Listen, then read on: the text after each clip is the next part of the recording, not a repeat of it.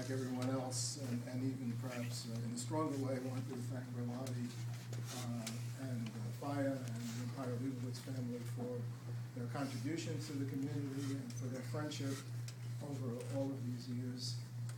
It's very hard to put in words the privilege that it is to sit. I sit right opposite Ravi every morning to spend an hour just listening to him and interacting with him and everybody else. It's an experience that I hope everyone tries. I'm not saying everyone can necessarily do it on a daily basis, but at least come and try it. I think you'll be as inspired and thrilled as I am. I also wanted to thank my son-in-law Ari, who actually inspired me personally to start the Daf Yomi cycle, and I think tomorrow night or Wednesday night he's going to be completing his third cycle. So I don't think I'll ever catch up with him because he's going to keep going. Hopefully we're going to keep going, but he's an inspiration to me in terms of his learning.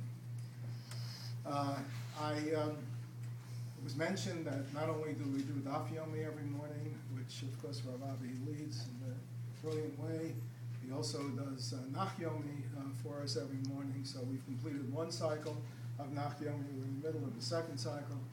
But another thing that he does, which hasn't been mentioned, that's very important, is that he makes the coffee. Now you can imagine that having a good, strong cup of coffee at 5:30 in the morning is critical. Not just important, but critical. And Avi makes sure that this is completed. I try to make a calculation of how many cups of coffee he made during the Daf Yomi cycle. So he started with about 2,700 days, take off about 500 for Shabbatot and Chagim and fast days, and days when the coffee maker didn't work. And it ends up with about 2,200 pots of coffee at 6 cups apiece, over 13,000 cups. So Avi personally brewed over 13,000 cups of coffee.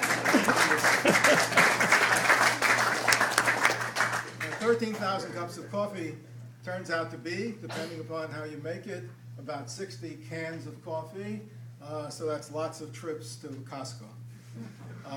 The coffee is certainly great, and it does a wonderful job. But there's this one small thing in this area that needs upgrading. So I brought it to show it to you. And this is Ravi's coffee cup.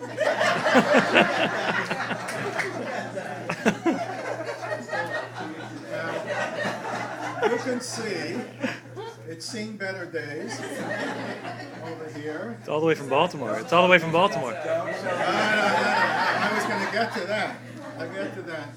It is labeled with the Provident Bank of Maryland, so we know where he got it. And so it's, who knows how old, but certainly more than 10 years old, for sure. By the way, I checked, and the Provident Bank of Maryland doesn't exist anymore. Like many other banks, it's been, this may be an antique. This may become very valuable. As you'll see, there's no identification of who the owner is. It's not the Provident Bank of Maryland, I don't think, anymore. And as some people pointed out, I don't want to describe what the inside looks like, except to say that I think if we didn't have coffee but hot water one day, if Ravi pointed in here, we'd have a pretty strong cup of coffee.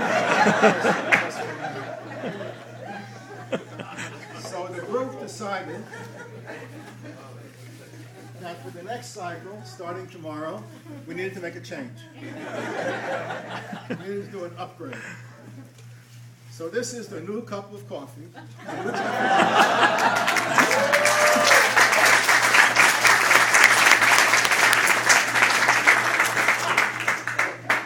Now you see it has the wonderful picture on it, so there'll be no question about whose it is.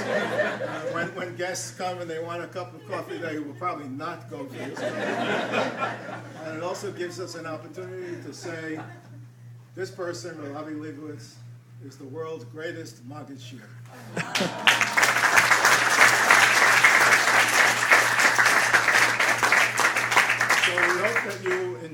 new coffee cup, just in time for the new Daf Yomi cycle, and to use it in good health for a long time. Mazel tov to everybody.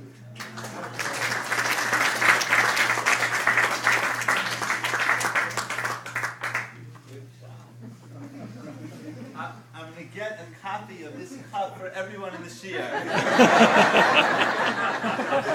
Read that. World's greatest listener.